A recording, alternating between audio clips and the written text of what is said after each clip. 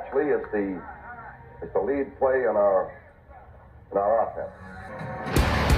Tell the tackle, take the defensive end if he's over him. If he's not, you drive down the first man who is inside.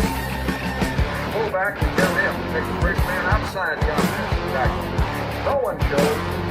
Go right by them and field inside. If the YN has the linebacker taken out, he cuts inside. If the YN has the linebacker in, he comes all the way around. So look at this play. What we're trying to get is a seal here and a seal here, and try to run this play in the alley.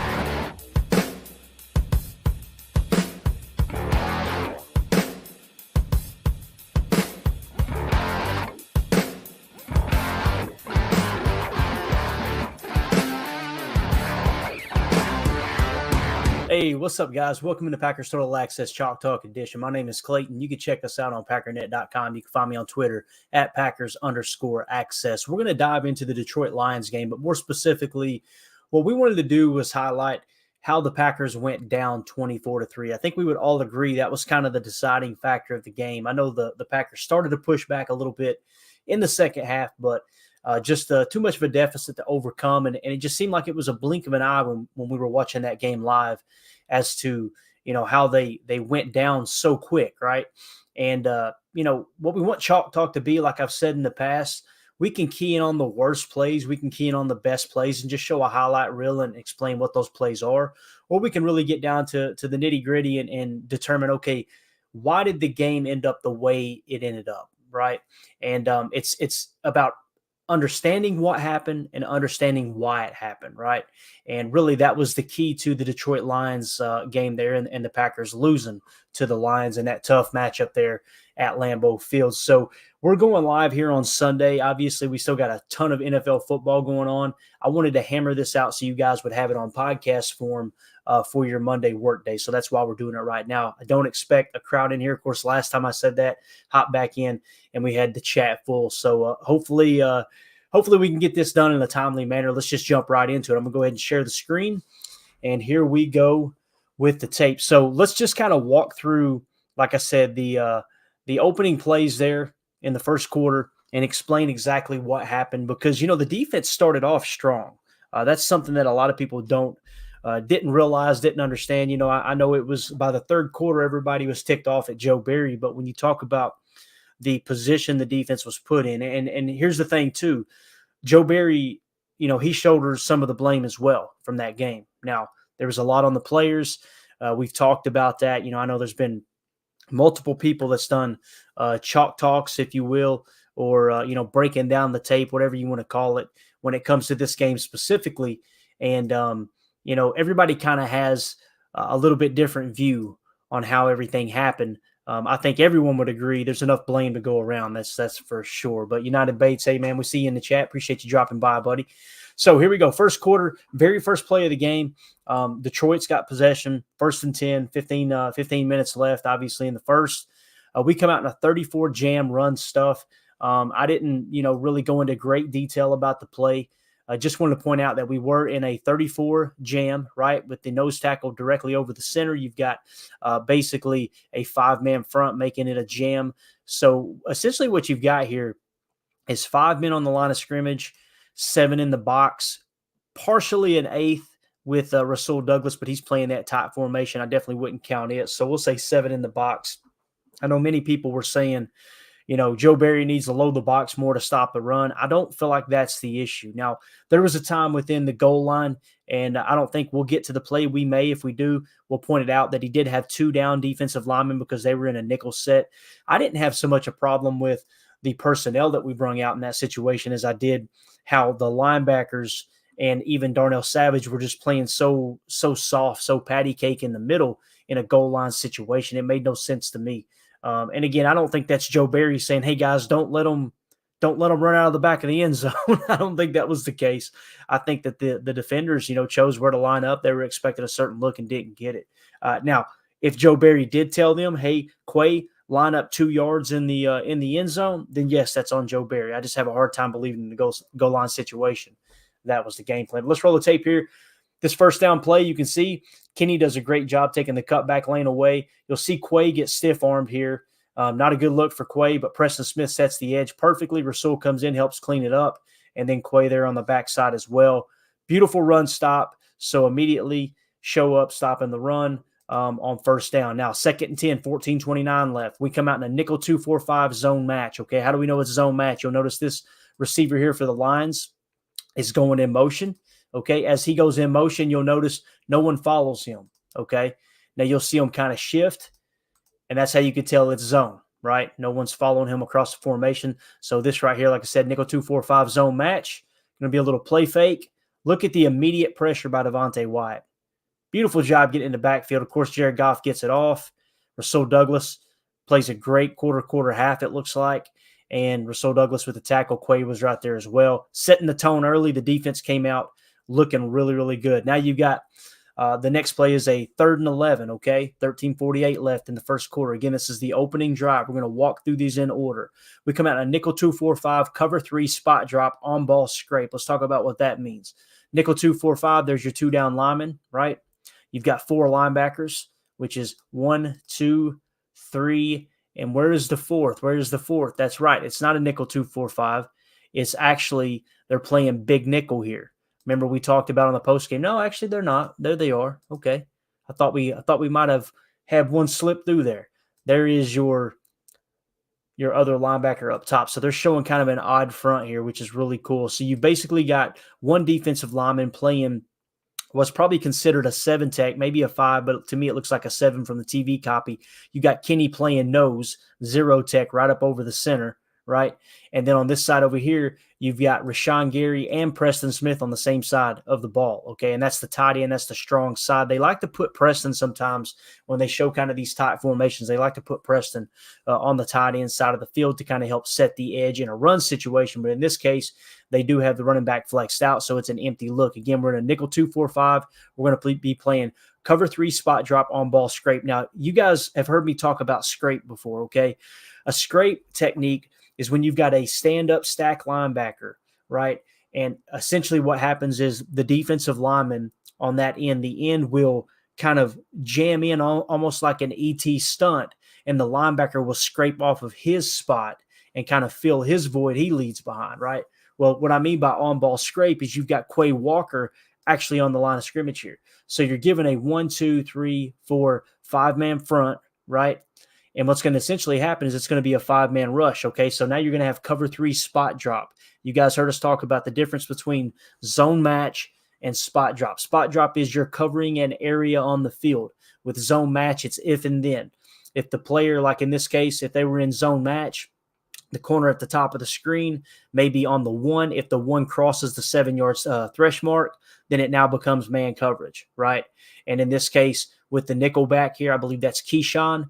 If the number 2 wide receiver on that side of the field, if he was to run a flat route, if he runs a flat route, Keyshawn breaks on the flat, and that becomes man coverage on the outside, like I said, for the guy covering the number 1. But in spot drop, in this situation here, you're just covering a zone, right? So you've got 1, 2, 3, 4, 5 on the line of scrimmage, right?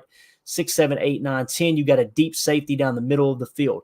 And essentially what this is going to turn into is cover 3 spot drop. Cover 3 deep right here. Your center off or your safety that's off the camera is going to be playing a deep middle. And then this corner is going to be playing this deep third, okay? And by spot drop, we mean these guys are just covering zones, okay? They're just covering zones underneath. So essentially you're kind of playing the sticks, if you will. You're keeping everything in front of you. You're bringing a 5-man rush, and you're looking to basically just playing 3 deep, 3 at the mid-level, so you can bring 5 on the pressure. Let's roll the tape. Again, this is a 3rd and 11 play. The defense showed up big time on those first 2 downs. Ball snap.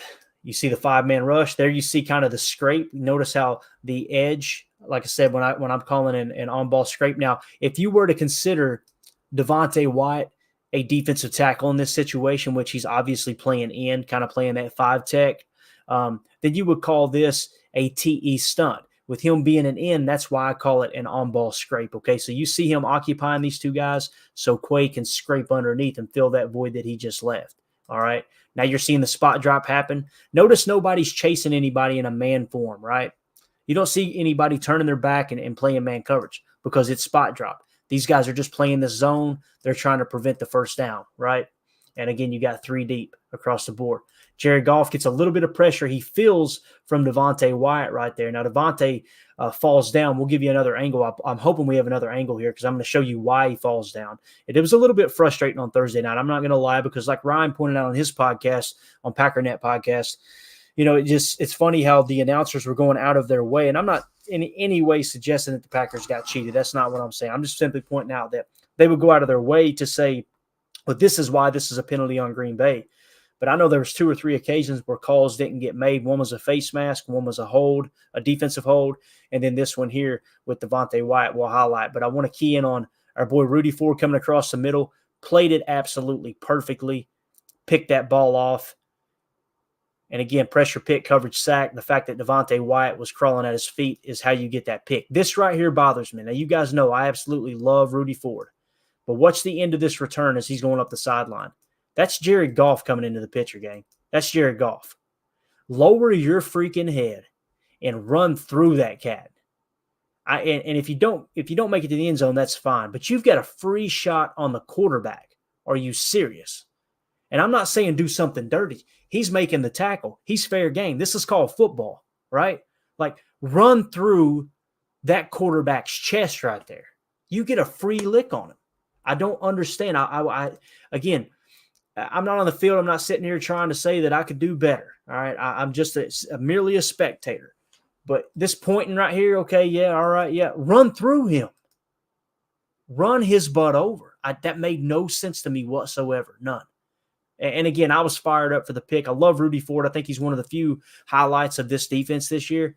And it just drives me absolutely insane, man, that he didn't take that opportunity to just completely truck stick Jared Goff in that situation. If Jared Goff was staying out of the way, I'm not saying go out of your way to hit him, but to just go, okay, yeah, well, this is good enough. Let's go out of bounds. That ain't good enough. That ain't good enough. Here you'll be able to see what we were talking about with Devontae Wyatt kind of occupying this double team and allowing Quay to scrape. Now you'll see 73 fans back off to block Quay, and that's what allows Devontae Wyatt to come free a little bit. I want you guys to don't even focus on the interception. Just focus on Devontae Wyatt here and watch why he falls down. I'm pretty sure this is the angle that'll show it.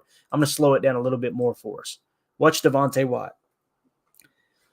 We'll go 50% here, so it may take it a second. Be patient. All right. Watch Devontae, right? See him occupying the double team. Here comes Quay scraping. Now look at why Devontae Wyatt uses a great swim move here, right? And watch what happens to him. Look at 68 tripping him. You've got to understand, you've got an official back here too, right? Behind the quarterback. He's watching for holding. He's watching for all that. 68 literally trips Devontae Wyatt and prevents a sack. And again, it's very subtle, but watch it. You can see his foot. At first I thought, well, I don't think he got him. No, he gets him. Watch right here. Look. How that didn't get called is beyond me. I mean, look at the tackle. That's not a normal blocking technique, right? So Detroit gets away with the tripping right there. Now let's roll it back and focus on the interception itself. If it hadn't been an interception, maybe they throw a late flag. I don't know, but I know this. There's zero chance the official didn't see that. Now let's talk about what the coverage is. Again, we're kind of running this little game over here with the scrape, right? These guys are blitzing. These guys are firing off the edge. They're going to collapse the pocket. Now, what you're seeing with this cover 3, what we're talking about spot drop, is right here. Deep third, right? Deep third, and then these guys are just kind of playing the sticks underneath, okay? Playing the sticks underneath. So that's what we call cover 3 spot drop. And again, you're getting that on-ball scrape, which is a 5-man rush. You could call it, if you want to get really technical, I guess Quay is technically the will in this situation. So you could say cover 3 spot drop, will fire, or fire will, or linebacker blitz, whatever you want to say, linebacker edge. Okay. One thing I will say is Jared Goff drops back here. I believe he had an option to the flat, if I remember correctly. Maybe he don't. Yeah, 26 is the read right here. Goff never sees it because he's trying to force the ball right here. If I can get it to highlight, he's going to try to force the ball to number 11, right? But if you'll watch number 26, he's going to run a little out route, and he actually was open. Because watch Rudy Ford. Rudy Ford cheats to the eye, watches the eyes. Right there, if he dumps that in the flat, that's a first down, and that's a blown coverage. Rudy's being aggressive, reads the eyes, comes across. He gets off of 11, goes to the dig instead of the skinny, and there's your pick. And you may be able to see it again here. We can get ticked off one more time, but watch Rudy as he comes up the sideline. You got to run through Jared Goff right here, man. Or Quay. Quay would even have a clean shot on him. All right. Next play. So, again, you get the interception, right? We're off to the races, dude. 13:34 left in the first quarter. Look at this field position. I mean, we've got the ball at what appears to be, the 16-yard line? Or no, I'm sorry, the 14-yard line. No, 16, that's right. We're at the 16-yard line.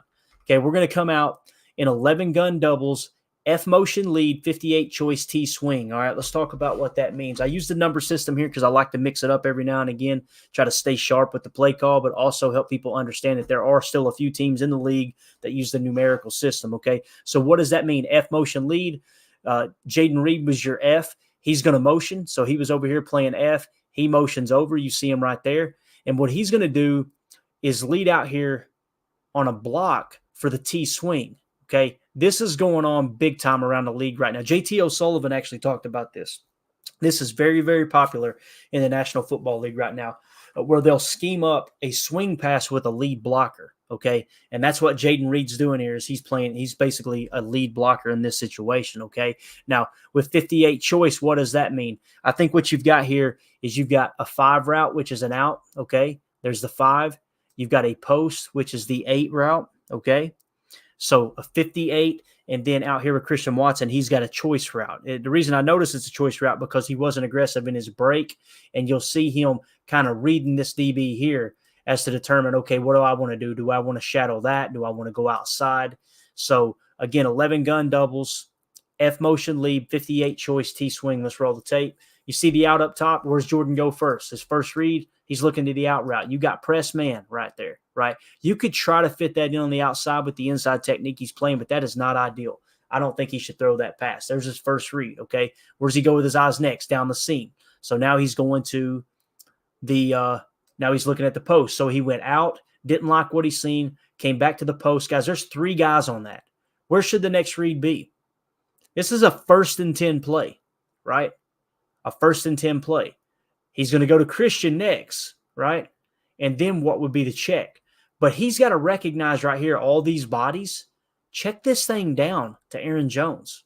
Look at this out here. You're +1. You're +1. You get the ball into your best offensive player's hands. I know people were frustrated at Matt LaFleur for not getting Aaron Jones more involved. But whose fault really is it, right? And again, if you see it, you got to say it. Dump that thing off in the swing. You got a lead blocker in Jaden Reed.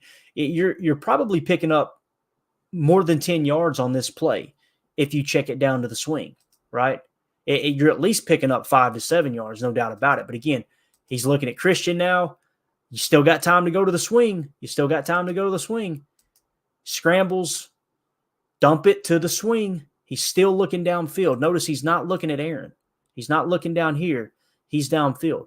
You've got to get the ball in your playmaker's hands right there, right? You dump that thing off, you're probably coming away with 7 after this drive. And instead, what you do, you wait till the last second till there's 2 defenders on him, dump it to him, and you get him absolutely creamed. Right here, I was worried about a rib. Watch how this defender lands on Aaron Jones, right? You got to protect your guys too. So first, it's bad enough that the first down call was a pass play, but the fact that you had the check down and didn't take it, one thing that we're learning about Jordan Love and the reason his completion percentage is taking a hit is he's not looking to the check downs. And Aaron, that was one of the pieces of advice that Aaron, gave to Jordan Love. That's been pretty much common knowledge now. They've both talked about it. I think Jordan Love was actually the person who mentioned, here's what Aaron told me. He basically said, hey, look, the check downs are your friend. Check downs are good. Check downs are good. Go to the check downs, right? So just something he's got to work on. Again, he's young, man. I know he's a 4th-year vet, and like me and Jake Shavink were talking about, we got to take the kid gloves off when it comes to Jordan Love because he's a fourth-year vet, right? But those are the things it's going to take a little bit of time to pick up and understand the game. All right, look, man, you're +1 in the turnover differential. You're deep in their zone, deep in their side of the field, right? You're already in the red zone. Take the check down. Don't try to get too aggressive. All right, very next play, 2nd and 10 play now. You're behind schedule already with 2nd and 10 because of the first down pass. We come out in 11 gun empty. That's right, 11 gun empty. So no plan to run the ball here. 11 gun empty, Y trips right, T boundary, 962, flat 9. Okay, let's talk about what that means real quick. Obviously, you know what 11 means. That's one running back, one tight end. When we say trips right, that's telling you the tight ends to the right. T boundary means that the T, which is the running back that's flexed out, on the boundary. Of course, you identify the boundary. It's the short side of the field. We're on the left hash. So this over here is the boundary. That's why we call it T boundary, okay? Now let's talk about the route combinations themselves. We're going to go 9, 62, flat 9. We always go from left to right, right? So 9 route, okay? Then you're going to go to your 6 route, which is a dig, okay? And then you're going to your 2 route. With the 2, it's just going to be kind of a slant, all right? This is a little bit deeper than a slant. I believe he takes it a little bit deeper, if I remember correctly. And then to round it off, you're going to go flat 9, okay? Which essentially a flat 9 is a flat route, all right, with your 9 over the top, okay? So there's your route combo. And let's watch where Jordan's eyes go first, okay? Again, this is a 2nd and 10 play. Let's slow it way down here. All right. Ball is snapped. Got the ball immediately. Where's he looking? He's working the left side of the field, right? He is looking over here. So you can see his eyes, right? He's locked over here. He's probably looking here first while simultaneously looking at Aaron Jones to see if he can free up. But if you'll notice, they've got either a safety or a corner on Aaron Jones here, okay? Not the matchup you're technically looking for to run a 9 fade, right? You'd like to think that the corner or the safety has the advantage over Aaron Jones on a fade route. So you're probably working right here. If you're going to hammer this, you got to hammer it quick. But look what you got right here. You got backers in the middle, right? So let's clear it off. Let's roll a little bit further. He's looking left. Doesn't like what he sees, right? The backer's sitting there. If you're going to hammer it, you should have already hammered it, right? Now he's looking up here to, like I said, this extended slant, right? He's saying, is there a window here? Problem is you've got coverage deep, okay? So now let's roll it on around. The out, you've already missed the window on the out, okay? Nothing, right? Nothing. So hindsight being 2020, you roll the tape back. The play is going to be hammering it to this inside route up top to Dobbs, right? That's probably going to be the go-to play. If that's not there, what you'd like to see is him come back out here to this flat or mini out, right? Roll it again. Pause. Right here, be ready to hammer it. Bang, hit it, right? It's almost like a choice route, too. It may not even be a slant. You got to hit that, man. See the space you got? Again, this is 2nd and 10. What you're looking at 2nd and 10, you're looking to get back on schedule, right? It just seems like Jordan's trying to push the ball too far down the field, too much. And again, there's the flat. You had a window there, then you go down. I know people are saying, oh, he was under duress all game long, and it was the offensive line's fault. Guys, he had over 4 seconds to throw this ball. 4, right at the 4-second mark.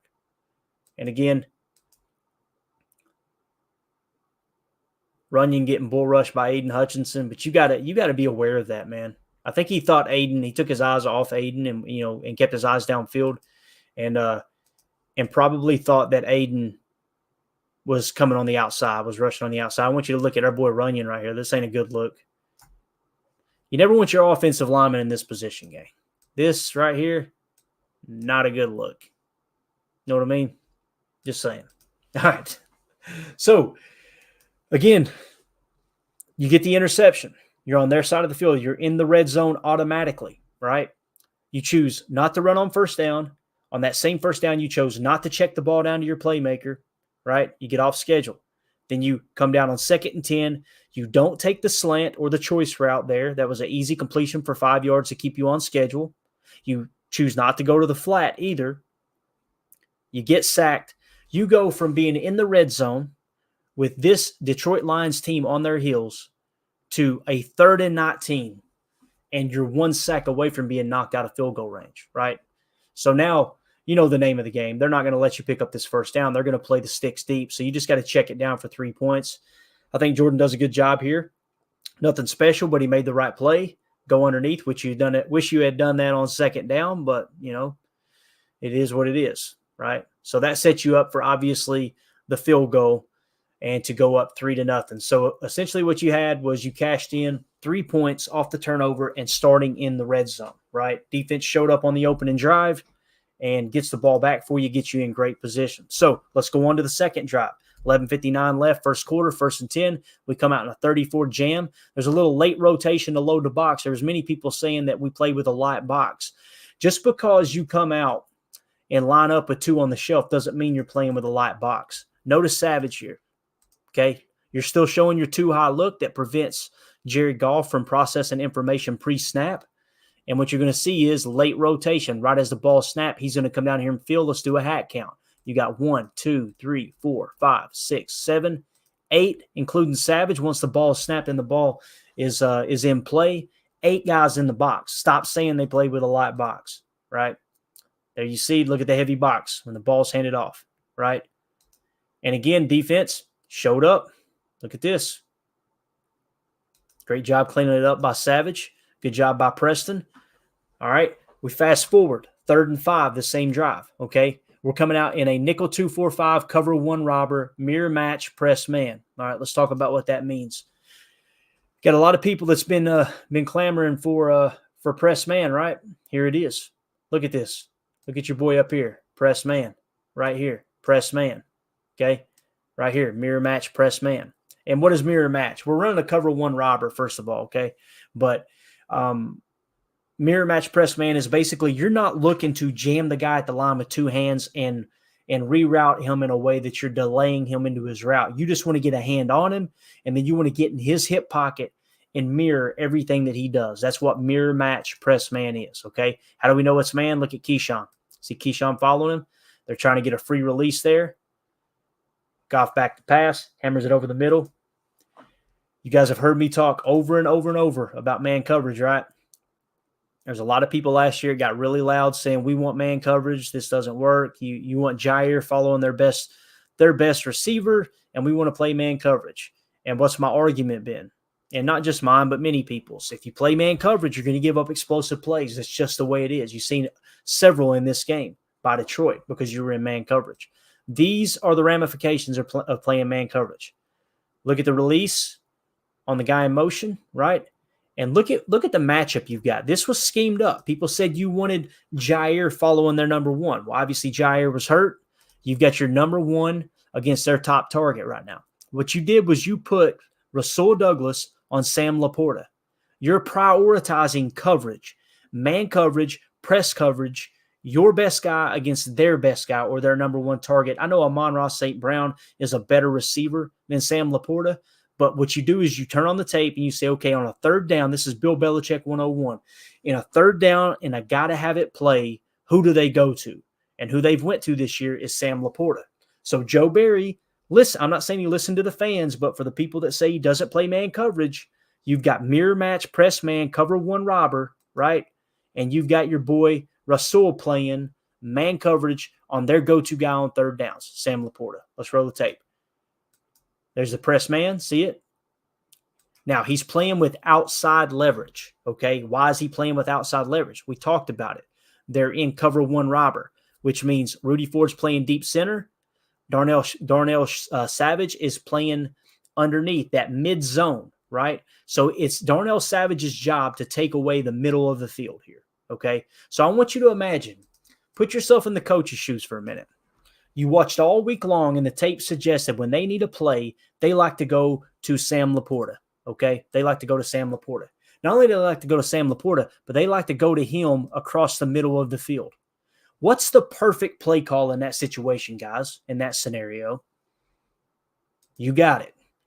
Mirror match press man with outside leverage, right? He's not going to let Laporta out here. He's going to funnel him back in. Why is he funneling him back in?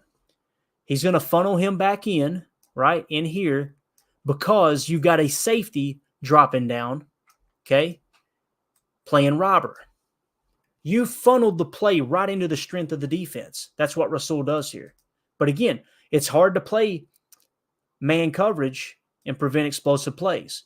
So you're probably going, who is this guy right here and who is he even covering? That's Darnell Savage. He did not get where he was supposed to get, which is on the inside of that route. You're essentially playing bracket coverage. You've seen it last week as well before the Lions game. You've seen it in the Saints game that Savage was playing somewhat bracket coverage, especially on 3rd downs because they were going to this press man cover 1 robber, right? You've seen I think it was Ballantyne get beat down the sideline with an explosive play because they were playing press man, right? When this situation here, Rasul's playing with his outside technique, Savage is out of place, right? It was good coverage by Rasul. But you want to know why I don't like press man? This right here. Trying to make a play on the ball. You don't have the guy in front of you to make the tackle to prevent the explosive, and you're going to get this right there. That's what man coverage gets you sometimes. Not all the time, right? But if you were to ask someone, what is this Packers defense? What is it equipped to play? Would you consider Rasul Douglas a man coverage defender? Because I know I wouldn't. If anything, I fault Barry for giving in to these people that have been screaming for man coverage. This is what happens. And look at Savage chasing the play. Thank God for Rudy Ford. He ate a stiff arm but got him down. Let's look at a different angle here. I want to show it to you one more time. And Laporta's a beast, man. Coming from tight end, it is what it is. All right. So again, here you see the press man, right? He's going to press him, right? And then his goal is to wall him off in case he tries to run an outside route. Why? Because Darnell Savage, his assignment is to drop in here and hit this zone right here. He knows they knew exactly what Laporta was going to do here, and they're geared up for it, right? So here comes Rasul. You're going to see him press. He's going to funnel him inside and watch Savage. See that hesitation right there? No. You've got to go, dude. You have got to go. It's almost as if Savage is worried, even at this point, well, what if he comes out here? What if he breaks out and runs a corner route? It doesn't matter. The scheme tells you to play robber, right? And if he does come out there, guess what? Sewell's got outside leverage to get that handled. And if they beat you, hey, they're going to have to beat you with a great throw and a great play by Laporta, right? But for whatever reason, you see Savage, even though he's playing robber, he wants to hug this hash. That allows, unfortunately, Laporta to get inside and get just enough leverage to make this play. See it right there? Look at Savage. And now he's just passing him off. Okay, yeah, we're done. Well, who are you covering? You looking for a backside dig? This is the problem I have with Savage. And again, I know last week he had a good game. I highlighted the special teams play where he made the great tackle. Look at this right here, gang. Look, Goff is already throwing the football. Does he think he's throwing here? Look at Goff's feet. Look how he's opened up. He's throwing this ball here, right? You can tell. Look at Savage backpedaling over here. Like, what are you doing? And don't pay any attention right here to our boy Carrington Valentine grabbing a handful of jersey. All right, we ain't gonna mention it. But again, this is on Savage, man. You playing robber, you got to help take that away. And even through all that, look right here. Look at the defense that Rasul's playing. Like, he's got a hand pretty much on the ball, right? He still recovers. So I don't fault Rasul here. I don't. Rasul played this as good as he possibly could, right? But again, you'd like to see him make the tackle, but he's making a play on the ball because that's what you do in man coverage. You don't play man coverage and then okay, when the ball's thrown, I'm just going to focus on tackling. No, it's an aggressive defense. You're playing the ball, right? So man coverage got you in trouble right there. There's no doubt about it.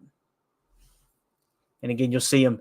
That's a whole lot of man to take care of right there on press man. God, it drives me crazy watching Savage play that robber like that, man. It really, really does. There's a chance that something was said in the meeting room and said, hey, look, when they come out in a trip set on that right side, don't bite inside. I know you're playing robber, but don't bite inside. I don't know. This right here drives me crazy too. This is the TV copy. They wanted to catch the emotion of Sam Laporta, so we missed half the play here.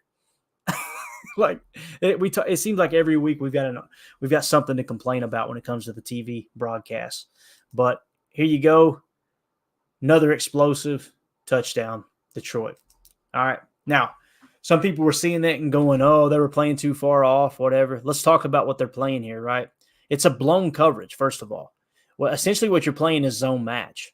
Right?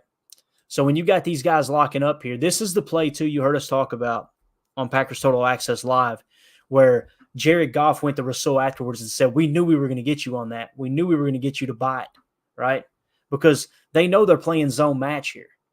His responsibility is deep third, deep third, deep third, and these guys are matching up, right? That's basically the defense you're going to play. If and then, if they go to the flat, Quay's going to go out there. If not, he's going to sit in this zone. So the top priority for Rasul Douglas here within this play is you don't let anything behind you. You've got to play zone match here. You've got to play deep third, right? Watch what happens. I want you to key in on the receiver there. See him?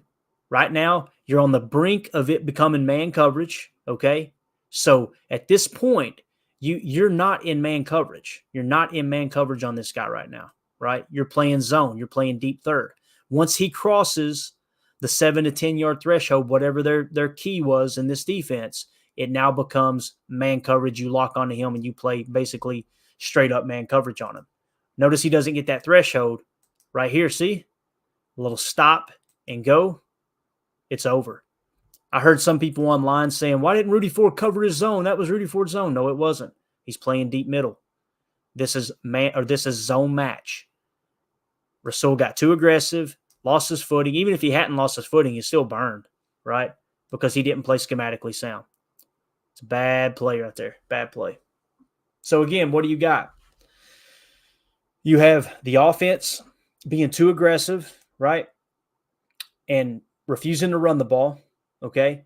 You have, not only are they refusing to run the ball, but they're also refusing to take the checkdowns. Therefore, you have to settle for 3 points. And then the very next drive, what happens? You've got Darnell Savage blowing a robber cover, right? And then you've got Rasul Douglas blowing his assignment with cover 3 zone match. Now, mental mistakes everywhere, right? Mental mistakes by Jordan Love already. This is what I mean by there's plenty of blame to go around. Mental mistakes by Jordan Love. You've got mental mistakes by Darnell Savage. You've got mental mistakes by Rasul Douglas. And then look at this here. This happened all day long. The very next kickoff, we're going to bring this thing out, right? So keep in mind, if he just fair catches it or downs it, right, when we get the ball at the 25, this happened all game long. We're going to bring it out and get tackled at the 20. We just lost 5 yards of invisible yardage because we are an arrogant football team. Just being honest. And again, if the ball is kicked to the goal line, I want Keyshawn Nixon to bring that one out. I do. But all game long, he was bringing them 5 yards deep in the end zone. He was bringing them out, and every single time he lost anywhere from 5 to 10 yards of invisible yardage. And that stuff matters. If you don't believe me, then ask a quality control manager of any pro football team. Every bit of that invisible yardage matters. So let's move on to the next play. All right. I don't think I did. We come out in a 12 pistol, U shift to H, and they canned to a play action drift. All right. Now, this is what bothers me. Think about that opening drive for the offense. Pass, right? And you make the field goal even more difficult than it needed to be because you're being too aggressive. The very first play of the next drive that the Packers have the ball, we're down 7-3. This is still a winnable game, gang. Still a winnable game. We go 12 pistol, U shift to H. DeGuara was the U over here. He's going to shift to the H-back position. Now he's going to be in a sidecar, right? Watch what Jordan Love does. Look at Jordan Love's hands, right? We had a run called here, okay? He's canning out of it. Everybody gets it. We're canning. We can to a pass, all right? So let's go back again. What's the play call? We're going to can to play action drift, all right? What is a drift play? A drift play essentially is on this side of the field. This is a staple in Kyle Shanahan's early years with Washington. And you notice the Packers are running a lot of pistol formation. The pistol formation is shotgun with the running back directly behind the quarterback. You do that so the defense can't key in on which side you may run the ball to. The problem is when you put a sidecar in it, now they've got a good idea of which side you're going to run the ball to, right? So you're kind of defeating the purpose there. I'm sure there's a reason that Matt LaFleur wanted the sidecar along with this pistol, but it is what it is. Now, when he cans the drift concept is a staple in the old Shanahan system. You're going to run a deep route here, and then on this side, you're going to be running a deep crosser, okay? Now, I don't want to take it off screen, but essentially a deep crosser, and you typically have some kind of leak underneath or maybe a leak out here. That is the drift concept. You go play action, set, and you're looking to stretch the field vertically, right? And then also hammer it underneath once they commit over the top. Let's watch the play. Everybody gets the can. First down pass. We canned out of the run to the pass. This isn't on the floor. This is on Jordan Love. It's a bad read. Play action, right? Setting up the drift. Once again, he had it right at 4 seconds to get rid of the football. You can count it off even by the clock if you don't believe me. You got too aggressive. Now, here's the thing. He wasn't expecting Bugs to make it through right here, and I'll tell you why. There's 2 guys blocking him. You've got Royce and Josh set to block him. Guys, there's no defending Josh Myers now. Watch him. Lock onto your guy, right? Royce is even looking to help, but look at Myers. Just let him go. And, of course, our boy Myers ends up on the field, on the ground. This ain't a good look here. Anytime the offensive line is looking, staring at the quarterback, not a good look. And it's darn sure not a good look when your center, second-round pick, is on his back while your quarterback's getting drilled, right? You got to be willing to get the ball out, but also this play here, in my opinion, is on the offensive line. That's pathetic that you can't block that double team. Here's a little bit better look at the drift concept, just to kind of give you the all-22 play action, right? There's nothing there. You canned out of a run to a broken play. That, my friends, is what we call seeing ghosts, right? They thought they had a different look. If you were to go back and ask Jordan Love pre-snap and say, all right, man, here's the look. They're going to have a too-high shell, and you're going to have to throw this into triple coverage no matter if you're going to the 9 or the crosser. You're going to have to throw into double and triple coverage. Do you think he would have canned to it? He wouldn't. So he's seen ghosts. Basically, he thought he's seen something that he didn't pre-snap, right? Everything's covered up. Everything. You got to check down, but again, it's too late to take it because the offensive line completely crumbled. Right? Here's a little bit better look at the box again. Just watch number 96. They just get caught in between, man. I don't understand it. You see Royce looking over. He's watching the ball right now, right? He's going to kind of help with 54 and then try to help with 96. I don't put it on Royce as much as I do Josh because look at this. You got a guy rushing here. This guy's showing that he's rushing, right? So you've got basically on that side of the line of scrimmage, 1-on-1. Myers, you got to take care of your boy here, right? On this side, it's the same thing. Zach Tom fans out. Runyon takes him. Everybody's setting the protection, right? And I know this wasn't a miscue in setting the protection because Myers is the one setting it. It wasn't on Jordan, right? Watch Myers. Finish your block. Lock him up, right? It's crazy, man. It's crazy. It's just everything's a mess, an absolute mess. But again, you're getting too aggressive, man. Run the freaking ball. Wonder why your defense gets gassed and you end up giving up 200 yards rushing. That's my opinion. But all right, let's fast forward now. 7:32 left. It's still just 7-3. Okay. Second and 16 play. It's going to be the same exact formation. Okay. 12 pistol. We're going strong right. H same.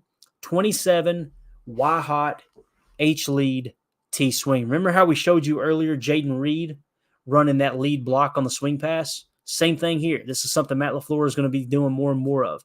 Lead block out here for a swing pass to the running back. Okay, that's set up on this side of the field.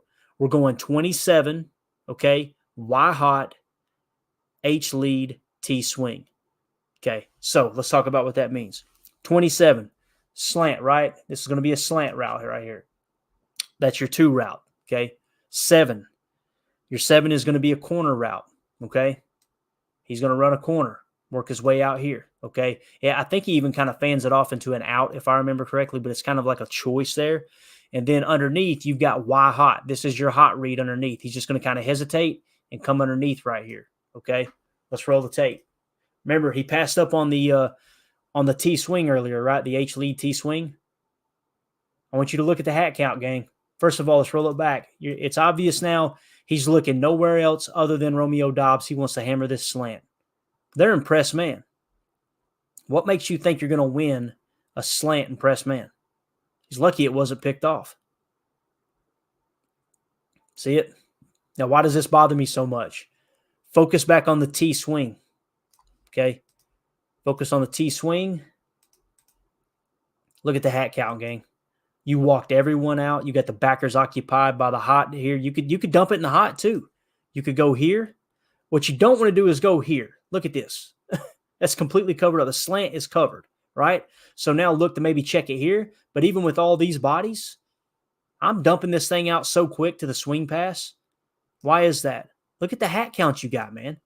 You get DeGuara out here with a lead block with A.J. Dillon and a full head of steam. Dude, that's a huge play waiting to happen right there. Instead, you try to hammer in the slant, and you're lucky it wasn't picked off. So now we're looking at 3rd and 16, right?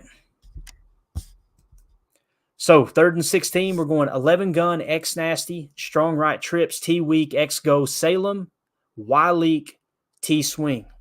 Y leak, T swing. All right, let's pull up the route concept real quick so I can tell you exactly what the Salem concept is. Let me get my trusty help board out here. Okay, got it.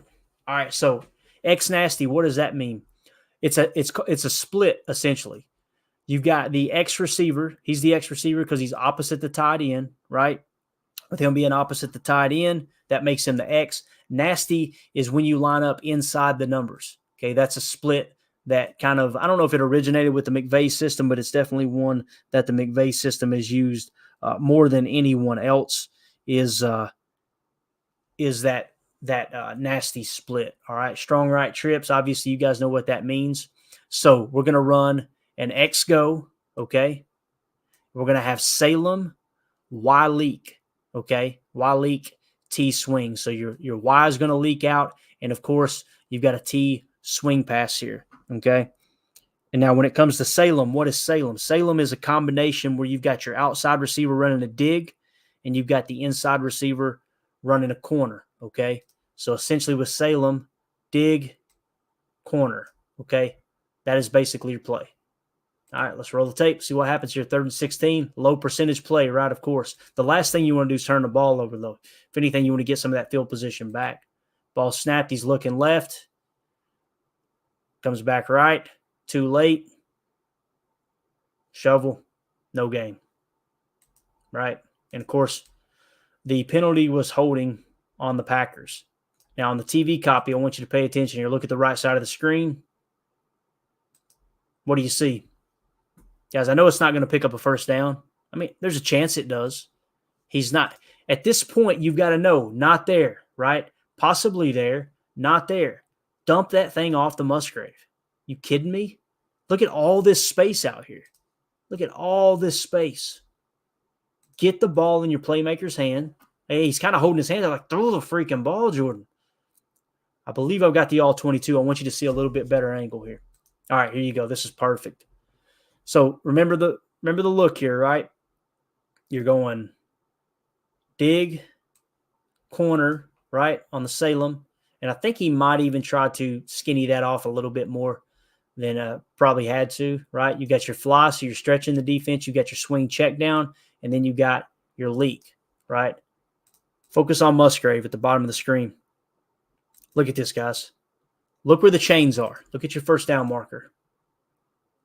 Okay? Watch it roll, roll, roll.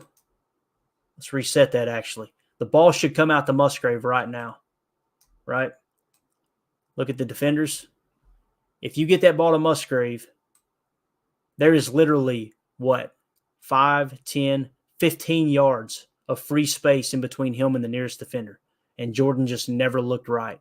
And you could see, look at Luke Musgrave's arms out at his side like, what are we doing? Get me the freaking ball, right?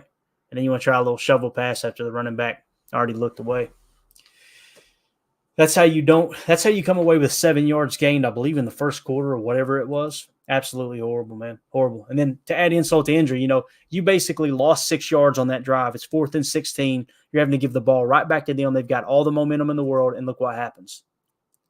Oh, blow the whistle. We got a false start. I believe that was on J.J. Enigbare, if I remember correctly. So let's push it back 5 more yards or half the distance, whatever it might be. I can't remember if that's the rule or not. Mental mistakes everywhere. Mental mistakes absolutely everywhere. You just can't have it, man. You can't start a game that way. All right. Here's a 3rd and 3 play. I don't think I have the play call up here. Let me double check. No, we don't. Okay, so I just want to roll it here a little bit, kind of show you what happens on the next drive here. 3rd and 3, like I said, Goff drops back, hammers it across the middle. Some of you guys are going, how did he get that open, right? I'll show you how. I remember this play now. I meant to add in the text, and I forgot to. So they're in a – oh, here it is. Okay, we got the all-22 is the reason I did it that way. All right, cool. So we got nickel 2-4-5, Will Sugar, 91 roam, cover 3 zone match. Savage gets caught peeking here, okay? So essentially you've got a cover 3 zone match. All right, so here's the deal. Cover 3, right? These guys are going to be playing underneath. You've got 91 here, Preston Smith's roaming, so he's kind of standing up like Zadarius used to. He's just going to kind of loaf, and then he's going to fire, right? You got these other guys who are playing zone, okay? Deep third, cover 3 zone match. What is Darnell Savage's job here? Darnell Savage's job is to fill this void right here. At 25, Keyshawn Nixon, if and then in zone match. If they attack the flat, he's going to the flat. Savage has got to come in here and fill this void, right? That's his play call. Watch Savage. Keep your eye on Savage. Remember how Rasul bit earlier, got too aggressive? Right here. Tries to grab the sit. Savage is thinking one thing, this guy right here and reading his eyes, right? Well, the problem is you got 2 receivers that he could be looking at right here. Wouldn't it make sense to play it safe here? Play the safer bet, right? Instead, he jumps this route, and what it allows to happen is the dig on the backside. Good job by Ben Johnson drawing this up, right? Some people said Rasul's playing too far off. That's Joe Barry. Joe Barry's got Rasul playing too far off. Wasn't his responsibility. This is zone match, and this is supposed to be Darnell Savage staying at home and covering that dig.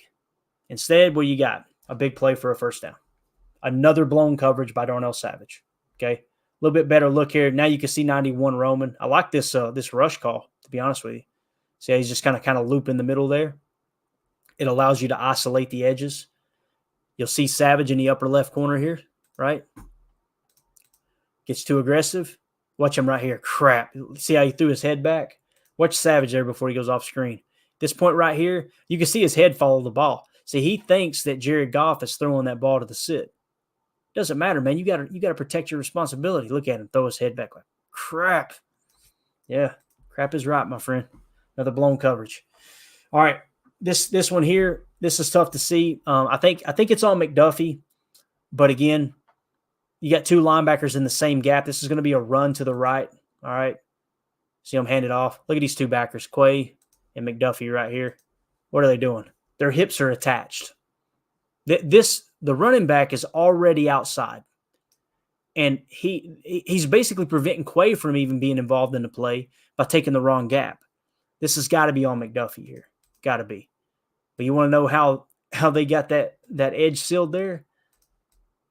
It's exactly why. Look at McDuffie. You got to bounce outside. You got to know your run gap responsibility, man. Get in there, dude. Be aggressive, right?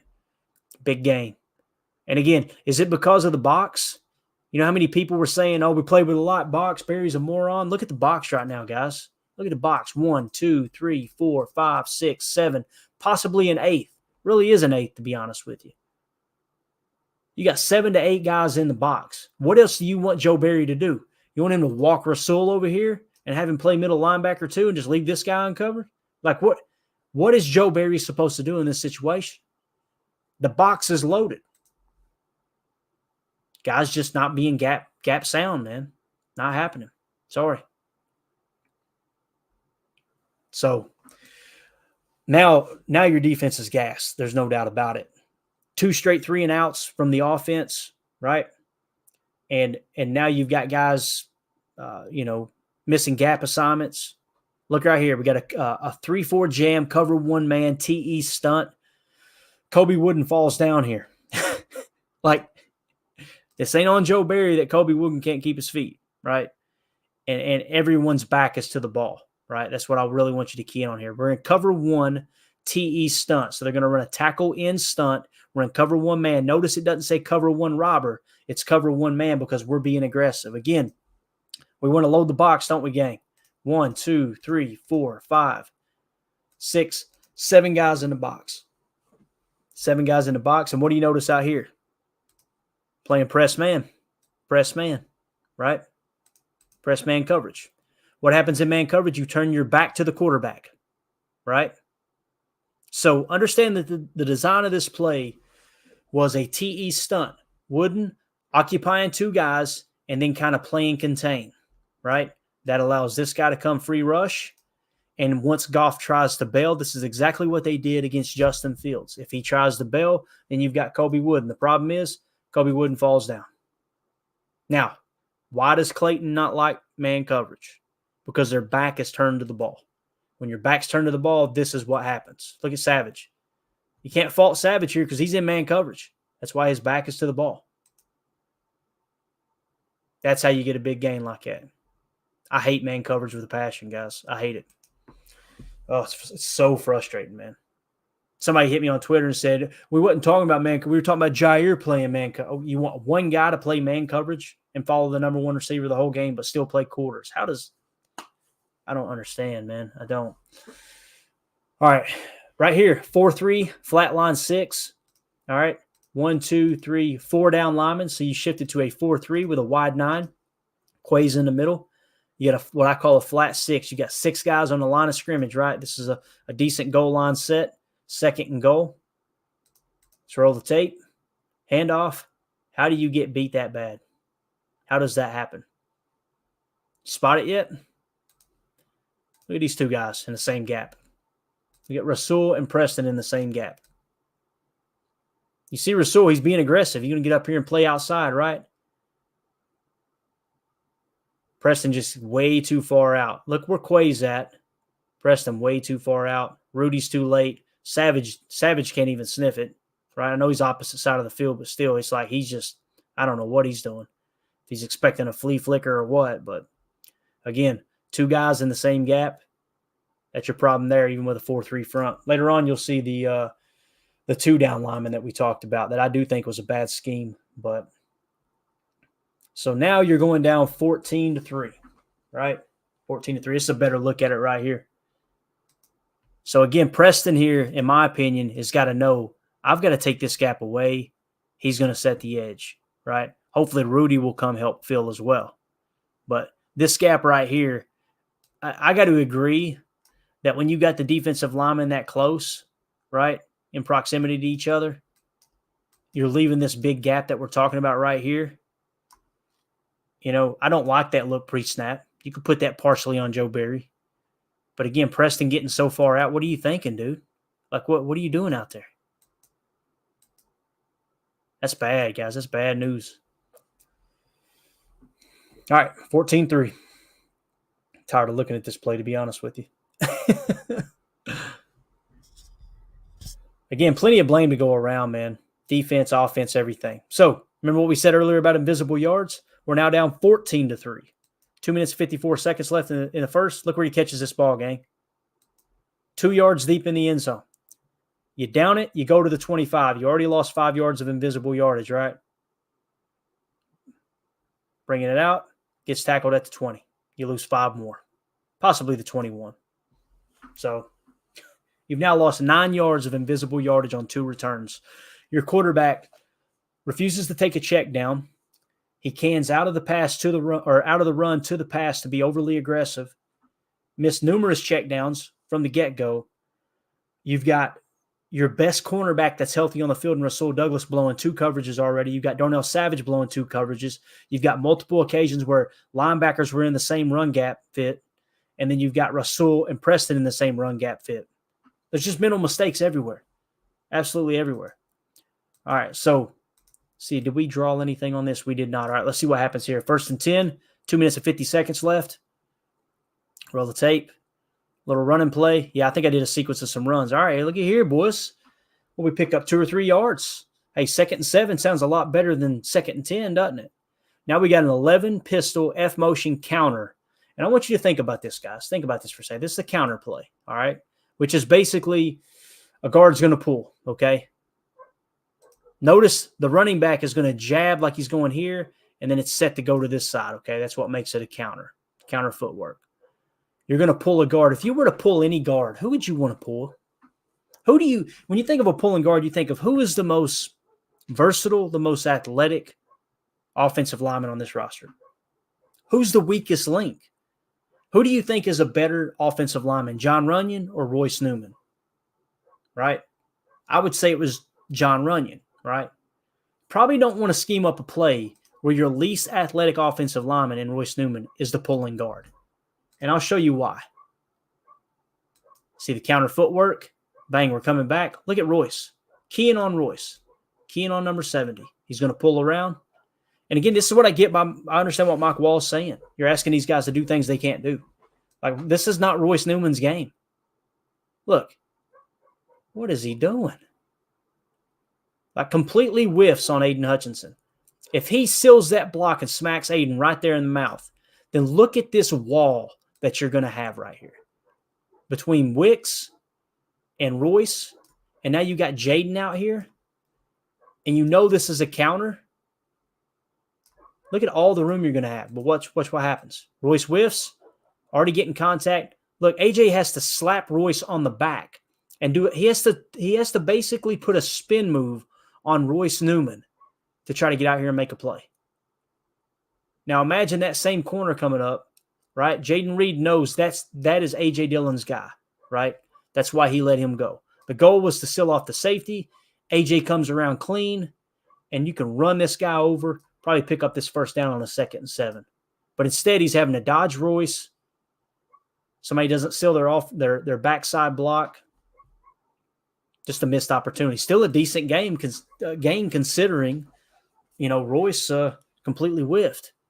And that's the other thing, too, is like, A.J. Dillon, he graded fairly decent, according to PFF.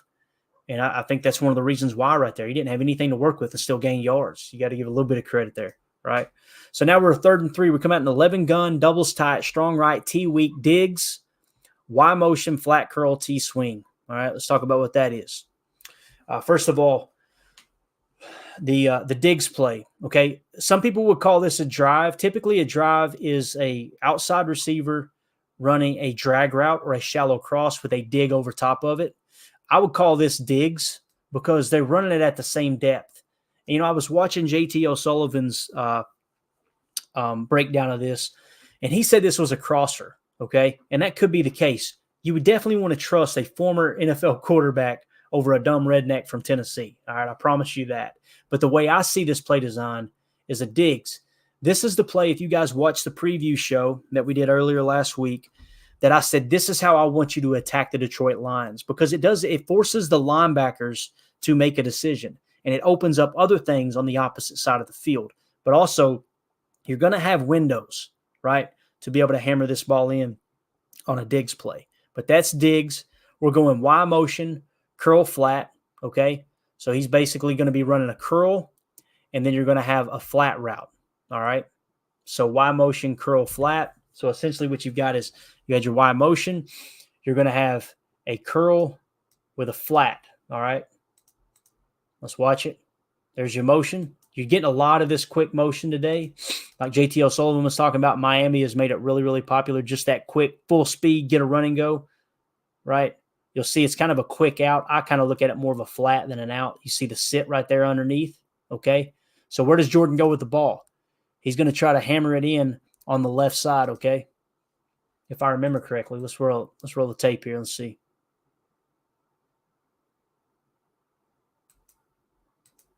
Good play call, my opinion. I know JT didn't like it, but again, I don't see that as a crosser. I think he got rerouted. JT was saying that he should go inside that defender. If it's a crosser, I completely agree, but I think this is a digs, right? You can see them both cut at the same yard marker. Guys, that's schemed up to perfection. That's a wide open throw there, in my opinion. You see the ball comes out high. Why does it come out high? Let's watch Jordan Love here. See him leaning back. Get that ball out a little bit earlier.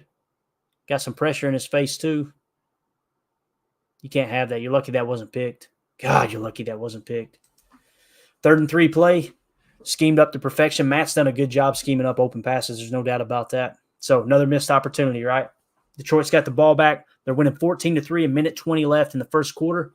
We're coming out in a 34 jam. Once again, we are loading the freaking box, right? 1, 2, 3, 4, 5, 6, 7, borderline 8 defenders in the box. Okay?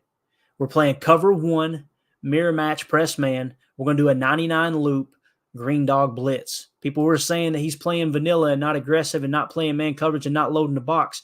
All that gets debunked with everything on this play. Everything. Because you're playing as aggressive as you can. You're not even playing robber. You're not playing drop. You're playing cover 1 straight up man. You're playing press. Look at the press. You got a single high safety deep off the screen. All right.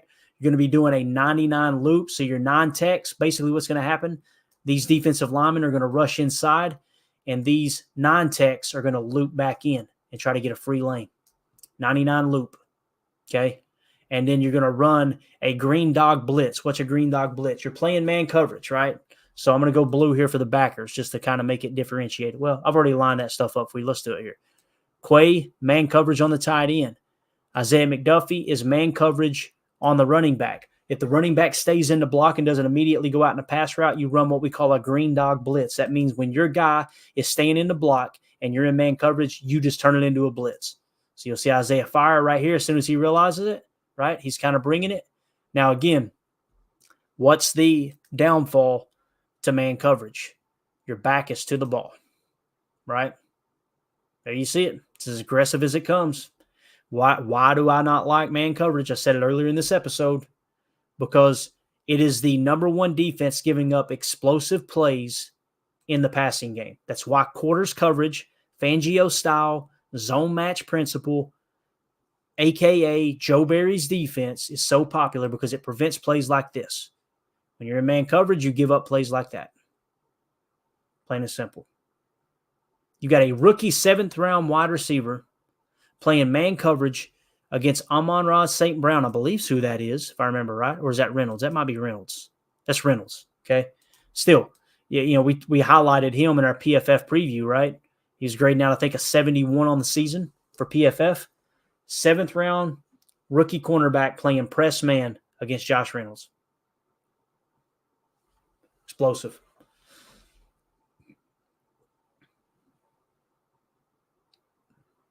All right. 1st and 10, 41 seconds left. Lions are leading 14-3. We're going nickel 2-4-5, cover 3 spinner zone match. They're going to run fake power, Z reverse.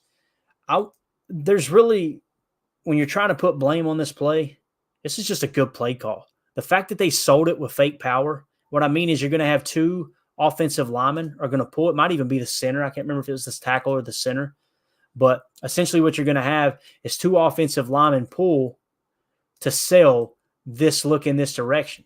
Understand that linebackers are typically reading 2 things. They're reading offensive linemen and they're reading the running back. That's how they're determining where the run's going. You've got keys that you follow. You follow these keys to a T, and guess what's going to happen? This whole defense is going to flow in this direction towards this fake power play, right? And then, of course, what we got is the reverse, the Z reverse. They're going to toss it to him. Guys, Ben Johnson just drew up a good one. Now, let's be fair here. Do we blame Joe Barry here, right? And I'm genuinely asking. I'm going to say no, but what did Joe Barry do wrong against this look? Didn't prepare him for a reverse, right? That could be the case, obviously. But what else do you do in this set here, right? When you're running a power to the left, watch this. See him pull? Poor Van Ness took a guy out and didn't even mean to. He gives him the old Mortal Kombat leg sweep. See it? Get over here. Right? So look at the whole defense bites. Power, power, power. And at this point, it's too late. Goff throws a little block on Enigbare. This is another thing that bothers me. That's Jared Goff. Run through him. You're already out of the play. Put both hands on his chest plate, just like you're blocking him, and you drive him 5 yards back and put him on his back. And I mean hard. That's pathetic. That's soft. He starts to think about it right there now. He does put him down. But, dude, take your freaking shot on Jared Goff. Right? You want to play these little games. You want to play stupid games, win stupid prizes. But, again, it's just a good play call, man. You got to respect the power. Right here is when people need to be reacting. Quay's got a beat on it. You can kind of see it. But it's too late. It's just a good play call, you know. You could play a little wider or a little closer on that side maybe to help stop it, but sometimes you got to tip your cap to the other team, both players and coaches. It's a good play call. Darn good play call. Really, really sucks, though. Another explosive play. You're starting to see them come out. First of all, yeah, look, you're kind of light on that side for sure, as they were probably highlighting. There you see the center guard. Just the pull. God, beautiful play call, man. Absolutely perfect. Now, this is one of those plays that I was going to talk about. I hate to mention penalties, but this you're not going to get a more blatant holding non-call. Look out here. Carrington does a good job getting outside, right, and establishing it back in. Watch Carrington in the upper right. Okay, watch him. Hold and hold. It's another reason they got as many yards as they did. And you can see it. Watch Carrington react here. Look, he's being held from behind, right? But again, it was already a big play. And I'm sure the officials missed calls on both sides for both teams. So just wanted to kind of point that out. Again, great play call by Ben Johnson. Ben Johnson's becoming – that dude's going to be a head coach real soon. There's no doubt about it. So you end up getting a stop, 4th and goal. They kick a field goal, and they go up 17-3, right? Speed it up a bit here for us. So now it's 17-3. Let's fast forward to the next kickoff. You guys probably know what we're showing here, right? Let's see what he does this time. Keyshawn takes it now 6 yards deep out of the end zone. Okay. Where does he get tackled?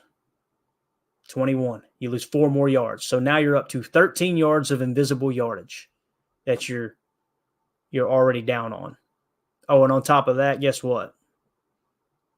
The zebra will tell you right here. Holding. Back it up 5 more. So maybe even 10. I don't know the rule on kickoff, to be honest with you. So the offense now, they've made their fair share of mistakes, but this is ridiculous. They're having to start from their own 10, right? I mean, it's just horrible. This one right here, I was trying to wait for it to pop up. Let's go back just a touch. All right.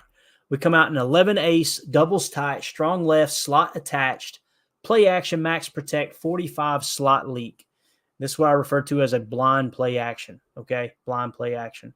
So 45 slot leak, what does that mean? And you've got your slot attached. That's basically pointing out Samori Torres kind of chipping on this side, so he's going to run a little leak route on that side over there, kind of leak out, okay?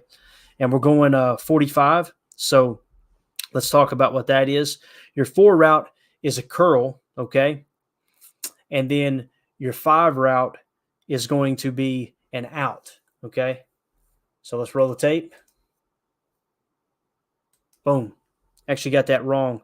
It should have been a 65 slot leak, okay? Because he's running a 6 route, a dig here, all right? Remember how we talked about using play action to pull those linebackers up, right? Watch 34. Jordan doesn't sell it well enough right there. At this point, right, that's why it's so important to sell the entire fake. Look at 34. He's back, right? He's back. Jordan's throwing this blind, guys. This is what Aaron didn't like about this offense. Backs to the ball. Now you got to find, is he open? You start to play one thing, seeing one thing, and then you turn around and everything's changed. You got to sell the fake. You got a little bit lazy on the fake. 34 is going to get a hand on this dig. Should have never thrown it. You get Christian Watson absolutely murdered right there. You can't throw that ball, man. I'm sorry. And this is one that I think me and JT O'Sullivan each disagreed with too. When I watched his tape, he was saying, man, this is a good concept. Just got to hammer that thing in there, be a little more accurate, a little more on time. I just don't see it, man. There's too much traffic. Too much traffic. You got to get it over the backer, under the safety, and you get Christian Watson absolutely annihilated. Right?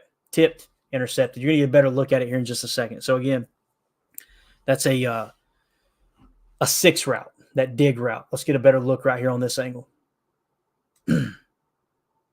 You'll see it come across, but they're showing the interior right now. Again, you got a little bit lazy with the play fake. You got to finish that, right? 34, see him bounce. Look, already knows what's going on. So Jordan is looking here, right? He's looking for Watson over the middle. You got to see this backer here. Now, he is trying to hold the backer on this side. I will give him credit for that, right? Again, right there, though, letting it go. 34 makes a good play. Tipped. Watch Watson. If I showed you this shot right here, even before the tip, if I showed you this shot, would you want him to throw that pass? This guy right here, I mean, he's got eyes. The safety's got eyes on the quarterback. He's going to put in work right now. Bang. God, you do not want to see that with Christian Watson in his first game healthy. You just don't want to. Again, look at that window right there, guys. You're not going to convince me that's a good decision. It's not. I'm sorry. I want to go back, too, because if I remember correctly, I'm trying to think. It was an out route on the other side, if I remember right. Of course, we don't have the all-22 yet here. Yeah, we don't. We'll roll it again. We'll see if we get to the all-22. But again, I don't like that. I don't like blind play action, especially when you're down 17-3. Like, you really think they're convinced you're running the ball right there? You haven't ran it the whole game. You think that they think you're going to run it, down 17-3? Ugh, frustrating, man. Bodies everywhere, too. Here it is, yeah. So, keying up here. If we've established now this is not where you want to go with the ball, it's not there because the backer drops. You got the safety biting down, right? If we're Xing that out of the equation, where do you go with the ball? You got a leak out here, right? And I believe this is an out route, or maybe it was supposed to be a sell or a corner. Let's roll the tape. Watch Dobbs at the top of the screen. Hammer the out. See it? That was your read. There's just too many hats, man. 1, 2, 3, 4 guys. You got 4 hats around the receiver you're trying to fit it into. Again, let's roll it back. Let's give him the benefit of the doubt here. But blind play action, it's tough. But look, play action right here. When you see all this, move on to the next one. If you look out here, what do you see? You see numbers. You see him covering the middle of the field. He's giving you the out route, right? Maybe try to hold him a little bit. Look in here, and then hammer the out route, right? Watch the out route. Bang, right there. He had protection. Wasn't on the offensive line. Just a bad decision. That's a first down. And a gain of 20 yards if he throws that out, right? Again, guys, it's easy for me to say this sitting on the couch, right? It is what it is. So that interception now puts them in scoring position. 2nd and goal. 13:25 left in the second quarter. You barely into the second quarter. We're going nickel 2-4-5. They show bunch X nasty, right? Set and shifted to doubles and did a quick snap. And this is the play that we were talking about. I want you to key in on. There's only 2 down defensive linemen in essentially a goal line situation. Now, they were in nickel, and the reason you had a light count on the left is because they started in bunch. That guy that you see in motion, he started here and he motioned over. Watch how quick Jared Goff snaps this ball. He sees it. All right, let's go quick, hammer. Bang. You're outnumbered, right? Look at Quay.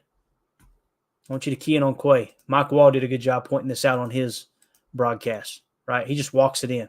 Everybody got focused on the 2 down linemen, right? These guys right here, okay? When you're talking about gap responsibility, what do you think Quay's gap responsibility is here, guys? Look at this. You got 29 out here, right? You got 25. You got Hollins obviously setting the edge, right? Now, when the ball is snapped, he's going to kind of fan in a little bit. Quay's gap is here. You've got help outside, right? For goodness sakes, you've got TJ Slayton out of a 2 down line set playing a 1 tech, right? Playing a 1 tech here, playing a little bit of shade. Watch Quay. Where do you think he's supposed to go? McDuffie's looking here, right? The play is looking to this side, okay? Looking what was strong, probably still is strong. So McDuffie's looking to play here, right? That's the gap he's working. Why in the world would Quay go out here? It makes no sense, right? Slayton's going to try to hold 2 gaps for you, and it's Quay's job to read the running back and attack. I don't know what he's seen to make him go outside there, but that's his gap. So again, plenty of blame to go around. Joe Barry, I don't care if they're in 11 personnel. When you get down there inside the 5, man, probably go to a 4-3. I understand you're going to be mismatched in the passing game, but they're running the ball down your freaking throat. And on top of that, Quay busted assignment there on the gap. All right. So now, this one right here pretty much summed up the day for me. 2nd and 5, we're down 24-3. This is the very next drive. You know what? Let's get cute. Let's run a 21-gun pony package, triple option sift. All right. Sift blocks coming around. Triple option is really, really simple. You've got the option to hand the ball off to the running back or run a speed option and pitch it if you want to A.J. Dillon. So essentially, the reason it's a triple option, you've got 3 options. Option 1, hand it off to the running back. Option 2, keep it yourself and cut up field. Option 3, pitch the ball to A.J. Dillon, Aaron Jones on a speed option. I've got this wrong. Speed option is going to come around. This is the triple option aspect. So it's going to be a fake to A.J., right? And then you're coming out here and you got to make a decision. Do you pitch it to Aaron Jones or do you keep it yourself, right? First of all, I could not hate this play call more, right? Absolutely hate the play call. The triple option, the speed option, all this stuff hasn't worked for this short year. I hope they start to tone it back a little bit. This is the NFL. It's going to be hard to make that work. You guys know the offseason, I told you guys, we're going to see speed option. We're going to see that in this offense. After the first game, I said, I don't want to see any more speed option because I'm telling you, man, defenses are all over it. So let's watch the triple option unfold. There's your sift block. See right here, he's got the option to hand it. Why did Jordan Love not hand the ball off? Because look at the hat count. He looks out here and goes, oh, yeah, 1, 2, 3. I like our chances out here as opposed to just handing into this mess, right? So takes it. Got your lead blocker with the sift. It's almost like a power run, right? You're going to hang your boy out to dry like that? I think the right move is right here for Jordan to cut it back inside. Look at his hips. Look at everybody's hips. They're all running sideways. You plant your foot in the ground and cut it upfield, right? But I know this.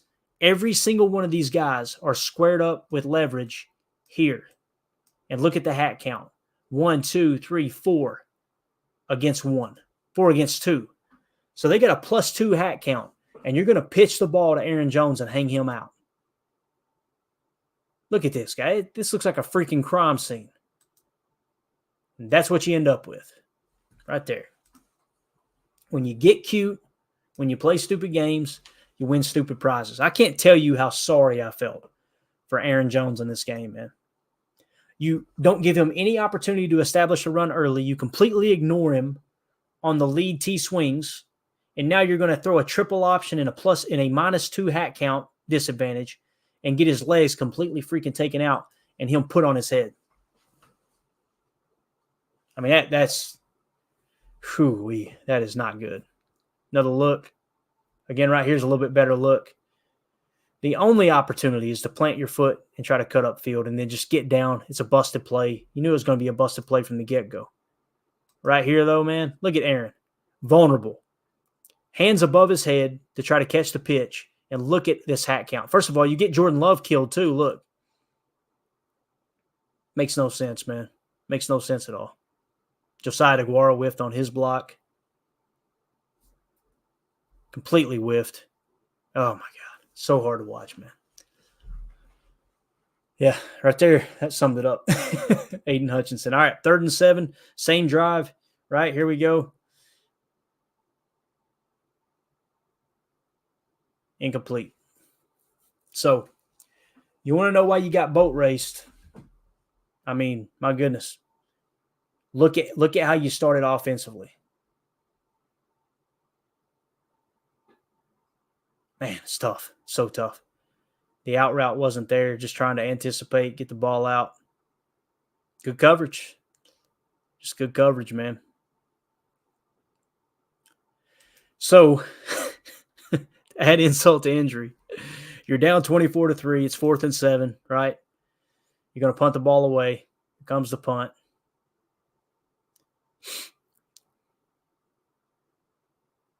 Jonathan Owens, right? Why is he on this team? What did we hear all offseason? He was one of, if not the best tackling safeties in the league, although he was cheeks in coverage, right? So he's a good tackler, right? That's why he's on the roster. Missed tackle on the punt return. So there you go. About another 10 yards there. Gained on special teams. Guys, that right there is how you go down 24-3 and not even a quarter of a half, right? And it's tough, man. It's tough. Again, I don't want to be overly negative, but also I don't want to be that podcaster that just highlights the positives, right? If you see it, you got to say it. A lot of people caught strays. Even in my video, a lot of people caught strays, right? But it is what it is. You see it, you got to say it. And the offense, in my opinion, is the reason that this game ended the way it did. You know, it is what it is. So now we can bury the tape, burn the tape, bury the ball, and move the freak on to Vegas, right? Because that was tough to watch, man. That was tough to watch. I just want to give a shout out to everybody in the chat real quick. We got United Bates, we got Adam, we got Dakota, Mark, Paul Robertson. Let's see who else we got in here. Dilo in the house. Appreciate you, man. Red Mo in here. All right, Red Mo, good to see you, buddy. Let's see. Like I said, Dakota. I believe that's everybody. Oh, we got Milltown Corey in the house. All right, appreciate you, man. Just want to give everybody a shout out. Perfect Dark. I believe that's it. At least in the chat there. Yeah, United Bates hanging out. All right, cool. All right, let's see here. I don't know what you're laughing about, Dakota. You said LOL, Clayton didn't even know. Let's see if I can scroll back and figure out what y'all are talking about. We'll wrap this thing up. We're way over time here. Milltown Corey, Mark Murphy said, cut that stream now. Oh, man. Let's see here. Oh, I guess we disappeared for a minute. That must have been what it was. Yeah, I didn't know. You're right. If that's what y'all are talking about, the stream got cut. Yeah. Wasn't me. I was over here talking to myself. But anyway, I want to say thanks to everybody who hung out. Let's see. Dakota's got a question, I believe, here. Yeah. Dakota said, are they mad that Clayton, quote, Mr. Positivity, forgot his last name, is actively criticizing the team? Yeah, man, it's funny how you get called a homer. Now what'll happen, Dakota?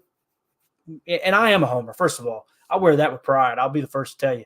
If you're looking for someone to just be objective for no reason on this podcast, it ain't going to happen. I'm always going to try to find the positive in this team, right? But it's funny because when I go back and watch the tape and I criticize, I'm a hater, right? And I don't know what I'm talking about. When I say glowing things, the other half of the crowd tells me that I'm just a sunshine and rainbows podcaster. So it goes with the territory. Again, people can have whatever opinion they'd like to have. I'm going to call it like I see it. And I'll be honest, man. Breaking down just that quarter like we did makes me sick at my stomach. Like it's hard to look forward and go, okay, we got a lot to look forward to here when you watch that.